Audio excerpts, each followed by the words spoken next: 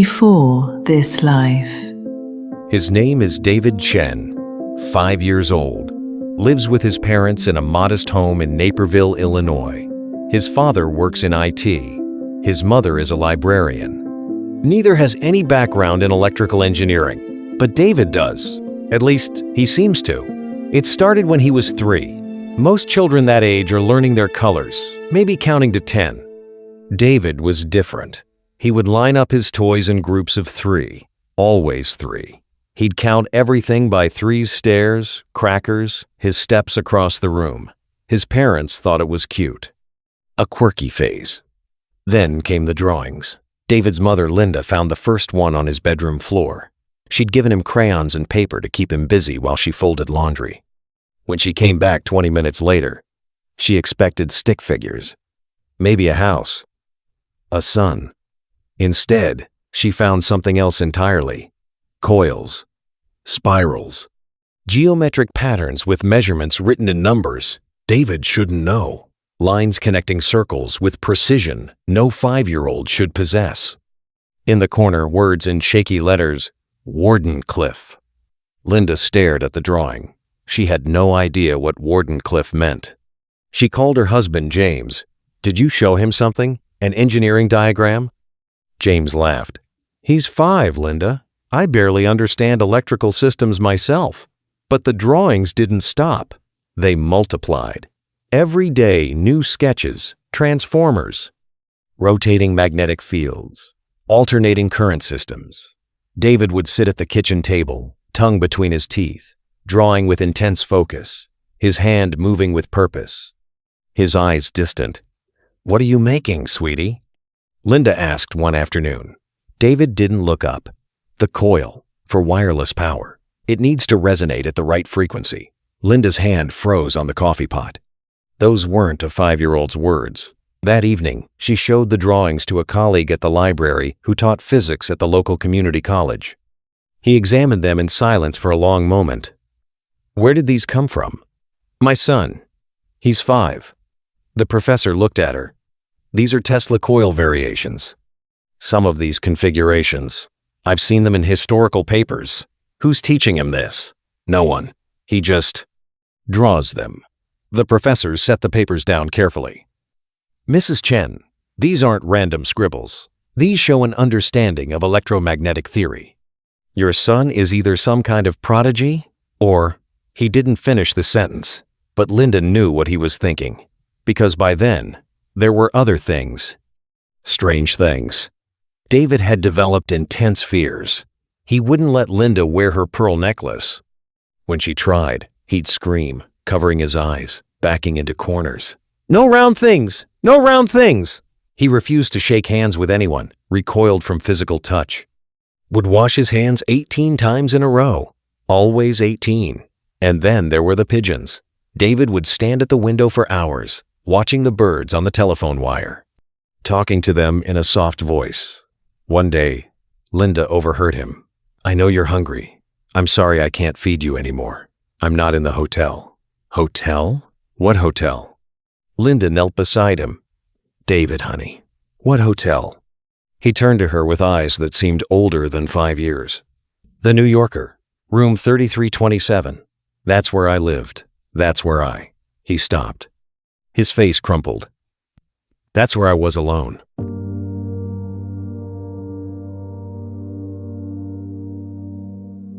James Chen didn't believe in reincarnation.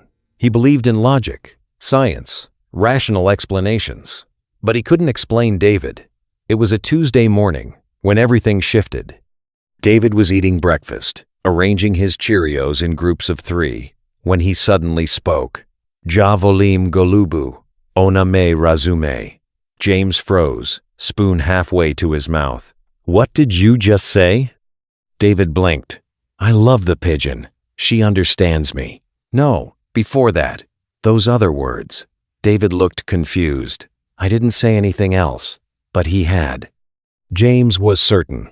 It sounded Slavic, Eastern European. He pulled out his phone, searched for translation apps, tried to phonetically spell what he'd heard. Serbian. The words were Serbian. "David," James said carefully, Do you know what language that was? What language what was? The words you just said, about the pigeon. David tilted his head. English. James showed him the Serbian translation on his phone. Can you read this? David leaned forward. His eyes scanned the Cyrillic letters. Then, softly, he began to read them aloud. Perfect pronunciation. Fluid. James's blood ran cold. That afternoon, he and Linda sat David down with a voice recorder. Honey, Linda said gently, can you tell us about the hotel you mentioned? The New Yorker? David's small hands twisted together. It was tall, very tall. I had a room on the 33rd floor. I could see the city, all the lights. I used to imagine them all connected. Wireless power for everyone. When was this? James asked. During the war. The big war. There were blackouts sometimes.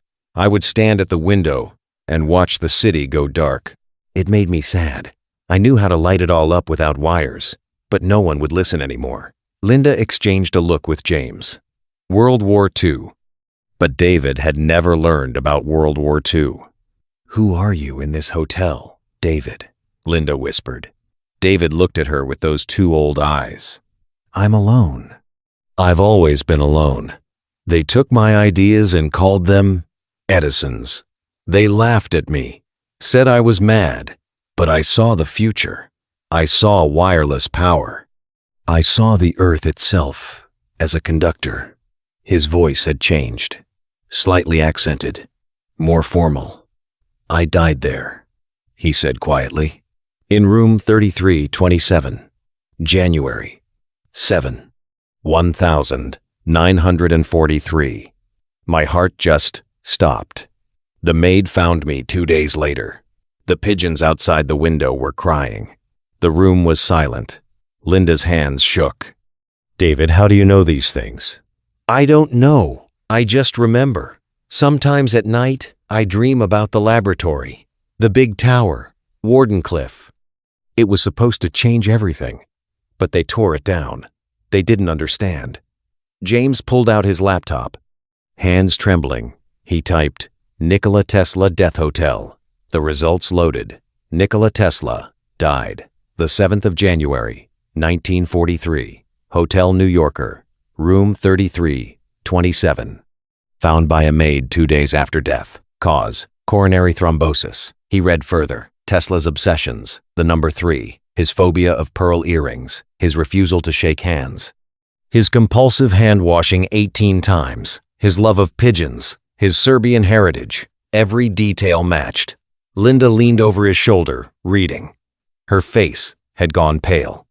James, this isn't possible. I know. 5-year-olds don't know about Nikola Tesla. Most adults barely know who he was. I know. David was back at the window watching the pigeons, counting them softly in Serbian. Jedan, dva, tri. That night, James contacted the University of Virginia's Division of Perceptual Studies. He'd read about their research into children's past life memories, Dr. Jim Tucker's work, documented cases, scientific protocols. He never thought he'd be making that call. 3 days later, Dr. Rachel Morrison, one of Dr. Tucker's colleagues, arrived at their home in Naperville. She carried a leather briefcase filled with recording equipment, questionnaires, and decades of research. She sat with David for 2 hours. She asked him to draw. He drew the Wardenclyffe Tower with stunning accuracy. He drew the Tesla coil with precise measurements. He drew rotating magnetic field diagrams that Dr. Morrison later confirmed matched Tesla's 1,888 patents. She asked him questions only a Tesla scholar would know. What was your biggest regret? David didn't hesitate. That JP. Morgan stopped funding Wardenclyffe. He asked me what the project was for. I told him, free wireless power for everyone. He said, where do we put the meter? I couldn't answer. How do you meter free energy? The tower was never finished. Dr. Morrison's pen paused. This detail wasn't in popular biographies. It was in specialized historical texts. What was your greatest triumph? Niagara Falls. 1,896. My alternating current system powering the whole city. I stood there and watched the lights come on. Atom Station. It worked. I proved Edison wrong. Again, specific, accurate. The Adams Power Station at Niagara Falls, 1896, using Tesla's AC system. What did you want people to remember? David's eyes filled with tears. That I tried to give them the future. That energy should be free. That the earth itself could transmit power. That we're all connected.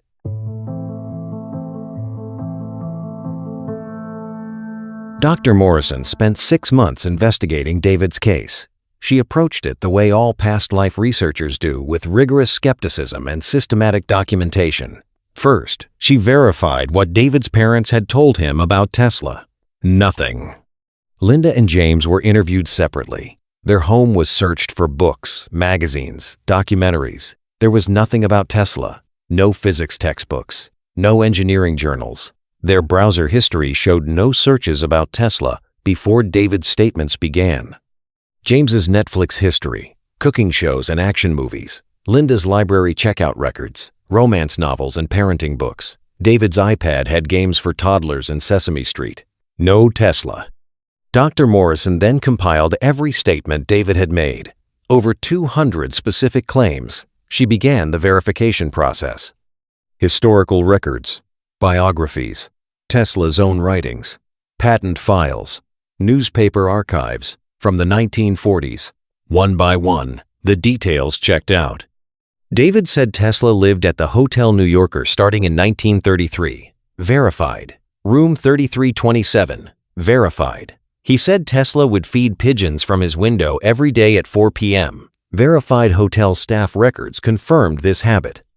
David mentioned Tesla's nephew, Sava Kosanovich, visiting near the end. Verified. He described the FBI seizing Tesla's papers after death. Verified declassified FBI files confirmed this. He knew Tesla had worked briefly for Thomas Edison in 1884. Knew about the falling out over unpaid wages. Edison had promised $50,000, then called it a joke. This detail wasn't in children's books. It was in scholarly biographies. David drew diagrams of the Wardenclyffe Tower that matched architectural plans from 1901. He described the location, Shoreham, Long Island. He even mentioned the debt to the Waldorf Astoria Hotel where Tesla had lived before moving to the New Yorker. All verified. But Dr. Morrison needed more than historical facts. She needed details that couldn't be easily researched. Personal information. She arranged a test. She gathered photographs. 20 images. 5 were of Nikola Tesla at different ages. 15 were of other inventors and scientists from the same era. Edison, Marconi, Westinghouse, random engineers. None were labeled. She spread them before David. Can you point to anyone you recognize? David's small finger went immediately to a photo. An older man with a mustache, gaunt face, intense eyes. That's me, in 1915. I was already old then. It was Tesla, at age 59. He pointed to another. Me again, younger. This was when I had my laboratory on South Fifth Avenue, before the fire. Tesla at 40, and there had been a laboratory fire in 1895. Then David's finger trembled over a third photo. A young man, late 20s, slim and elegant. This is when I first came to America. I had nothing but the clothes I wore and a letter of introduction to Thomas Edison. 4 cents in my pocket. Tesla, at 28, 1884. The year he emigrated. The 4 cents detail was in his personal memoir. David pushed away a photo of Marconi. Not me. He stole my radio patents. 17 of my patents. The Supreme Court said so, but I was already dead when they ruled in my favor. Dr. Morrison's breath caught. This was true. In 1943, the U.S. Supreme Court ruled that Marconi's radio patents were invalid and that Tesla had priority. But the ruling came in June 1943. Tesla died in January. He never knew he'd been vindicated. How could David know this? She tried a different approach. Objects. She brought items from a museum. A reproduction of an early light bulb. A piece of copper wire. A crystal. A white pearl on a chain. David recoiled from the pearl like it was fire. No! No round things! They make my eyes hurt! White and round and shining! His panic was real. Visceral. Dr. Morrison removed the pearl. Why does it bother you? I don't know. It always has. Round shining things. They disturb my thoughts. She made a note. Tesla's documented phobia. No explanation ever given for its origin. She held up the copper wire. David took it, began bending it into a coil shape. His hands moved with practiced ease. Copper is perfect for conducting. The resistance is low. For wireless transmission, you need perfect conductivity. The Earth itself is a conductor. If you create standing waves at the right frequency, he was quoting Tesla's wireless power theories. Verbatim, in some cases. Dr. Morrison showed him the crystal. Quartz, David said. It resonates. Everything resonates. Find the frequency, and you can transmit energy through the air, through the ground. I proved it at Colorado Springs. Colorado Springs, Tesla's experimental station, 1899 to 1900. The evidence was accumulating, but Dr. Morrison needed one more thing. She needed to take David to New York.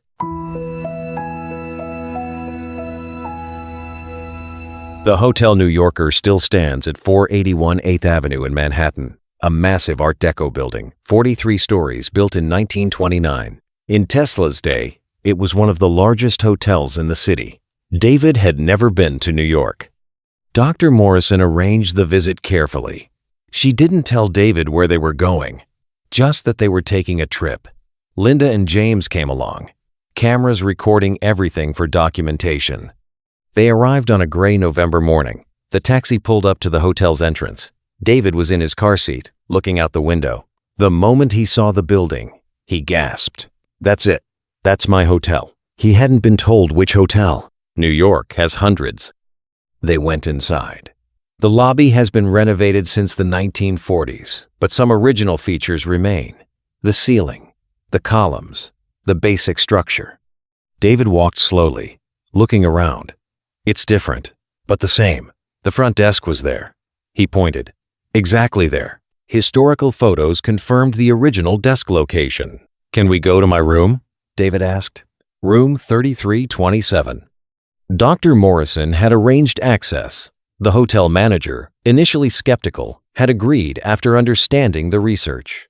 The room was now part of a different configuration. The hotel had been converted to apartments in recent decades, but the basic space remained. They took the elevator. David counted the floors aloud. In Serbian. At the 33rd floor, the doors opened.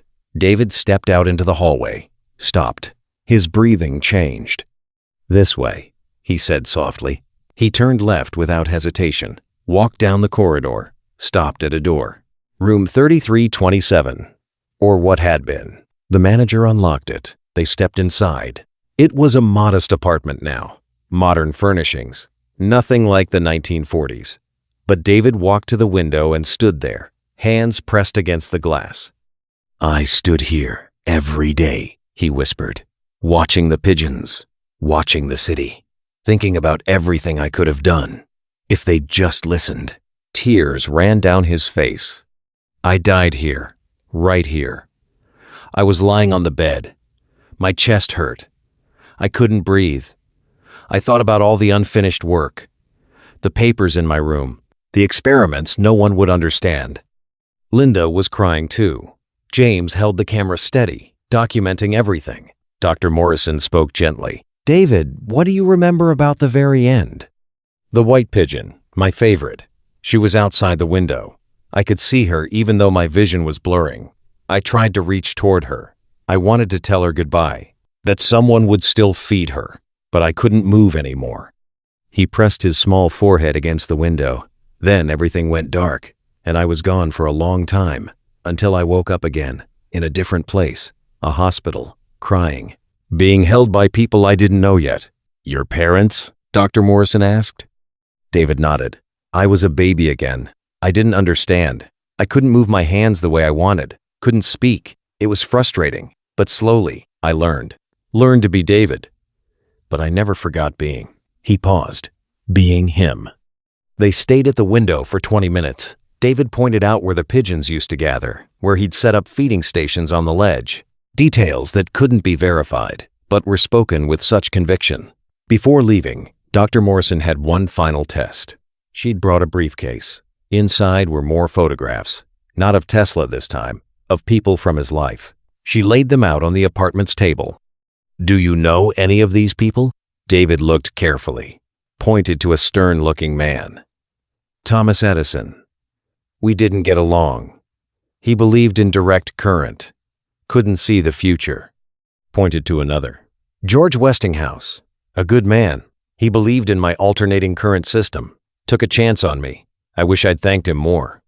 A woman in Victorian dress. Katherine Johnson, my friend, one of the few who understood me. She was married, but we had a connection. She supported my work. All correct. Katherine Johnson, wife of Robert Underwood Johnson, was one of Tesla's closest friends. Then David's finger touched a photo of a younger man, early 30s, handsome, with kind eyes. "Who is this?" Dr. Morrison asked. David stared at the photo. His expression changed, softened. "Sava, my nephew. He tried to take care of me at the end. He was there. He tried to protect my papers after I died." His voice dropped to a whisper. "I hope he's okay. I hope he got my papers back from the FBI." Dr. Morrison had to look away. Sava Kosanovich had indeed fought for years to retrieve Tesla's papers from U.S. government seizure. He eventually succeeded. The papers are now in the Tesla Museum in Belgrade. David couldn't possibly know this, but he did. David Chen is 8 years old now. The memories of being Nikola Tesla have faded, as they often do with children who report past life experiences. The vivid details have softened, the dreams have lessened. But some things remain. He still counts by threes, still won't touch pearl jewelry, still loves pigeons. And he still draws electrical diagrams, inventions, designs for wireless power transmission systems that professional engineers find surprisingly sophisticated for an 8-year-old. His parents enrolled him in a gifted program for science. He excels in physics. His teachers are amazed by his intuitive understanding of electromagnetic fields. Dr. Morrison published a research paper on David's case. It joined hundreds of other documented cases in the Division of Perceptual Studies archives. Cases of children who remember past lives with verifiable details they shouldn't know. The paper was cautious, as all good research is. It presented the evidence, the 200 verified statements, the recognition tests, the visit to the Hotel New Yorker, the language ability, the phobias, the knowledge. It did not claim proof. Science rarely deals in absolute proof. Instead, it asked questions. How could David know these specific details? Chance? Cryptomnesia? Hidden memory of information encountered and forgotten? Fraud? Parental coaching? Each alternative explanation was considered, and each was found wanting. The parents had no motive and no knowledge to coach. The details were too specific and too numerous for chance. The information wasn't accessible in age-appropriate sources that David might have encountered. What remained was a pattern, a correlation, a mystery. A 5-year-old boy who spoke like an elderly Serbian inventor, who drew diagrams of machines he'd never seen, who knew the room number where Tesla died, who recoiled from pearls with genuine terror, who understood electrical theory beyond his years, who stood at a window in the Hotel New Yorker and cried for pigeons who'd been gone for 80 years. There are questions we can answer with science, and questions where science can only point at the mystery and say, something is here that we don't understand. Consciousness, memory, identity. These are the deepest questions we can ask. Are we only our bodies? Only the firing of neurons in a brain? Or is there something else? Something that persists? Something that carries forward? David's case doesn't answer these questions, but it asks them with unusual force. Because somewhere in that little boy's mind were memories, not of cartoons he'd watched or books read to him at bedtime, but of standing in a laboratory in Colorado Springs in 1899, creating bolts of artificial lightning, of standing at Niagara Falls in 1896, watching his AC system bring light to the city, of feeding pigeons from a hotel window in 1943, alone, forgotten, brilliant. Memories that shouldn't exist, but do. The renowned physicist Freeman Dyson once wrote, "The universe is not only queerer than we suppose, but queerer than we can suppose." Perhaps consciousness is like that too, queerer than we suppose. Perhaps memories don't die when the brain that housed them stops firing. Perhaps they resonate. Like the electromagnetic waves Tesla dreamed of transmitting wirelessly through the Earth itself, resonating through time, through space, through whatever medium consciousness inhabits. Finding a receiver, a new brain, a child in Illinois who somehow, inexplicably, remembers being a Serbian genius who died before the child's grandparents were born. David doesn't talk about it much anymore. When asked, he shrugs. I used to remember stuff. Now, I mostly don't. But sometimes, late at night, his mother hears him at his window, talking softly. She looks in and sees him watching the pigeons on the telephone wire, speaking to them in Serbian, telling them about wireless power, about the future he once saw so clearly. And Linda Chen stands in the doorway, watching her son who shouldn't remember being Nikola Tesla, but does. If this story touched you, if it made you question what you thought you knew about consciousness, memory, and the persistence of identity, you're not alone. Every week, we explore another mystery, another child, another impossible memory that challenges everything we understand about life, death, and the nature of the soul. Subscribe to Before This Life. Join thousands of truth seekers in this journey. Because some questions are worth asking, some mysteries deserve our wonder, and some stories need to be heard. What's your theory about David's memories? Share your thoughts in the comments below. Let's explore this together. This has been Before This Life.